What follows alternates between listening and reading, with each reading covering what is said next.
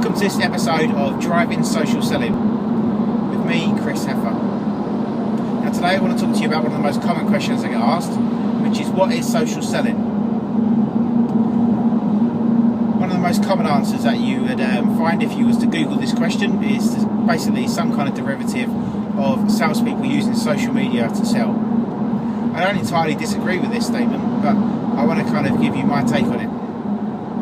Now, first of all, I want to clarify to you what I think social media actually is. Now, Gary Vaynerchuk was one of the people who brought this kind of idea to my head, and I will link the original video to him in the description of this video. He talks about how social media is just a word to describe the current state of the internet. Just in the same way YouTube would have been called a Web 2.0 website, it's now called a social media website. So, social media, I would say, is just a word to describe the current state of the internet. So by saying social selling, I don't just mean social media, I mean use the internet. So, social media is a word to describe the current state of the internet, therefore social selling is using the internet to sell.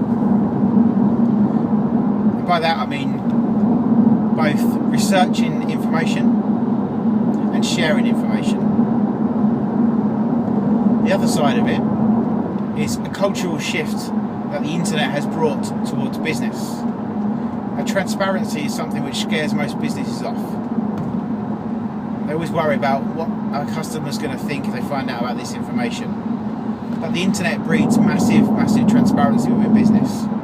There's nowhere to hide online. If you're a great company, people will talk about you. If you're a bad company, people are going to equally talk about you. So I believe that part of social selling is a cultural shift and a behavioural shift in terms of how you do business and how you sell. So social selling to me is a much more customer-centric approach to sales. So you really truly need to put the customer at the centre of everything you do as a business, and put the customer's interest before your own. That means giving the customer the best advice you possibly can, helping the customer buy at all costs, and putting their interests above your own commission checks. So to summarise, I would say social selling is partly down to a cultural change within sales to put the customer at the centre of everything you do, and partly using the internet to sell.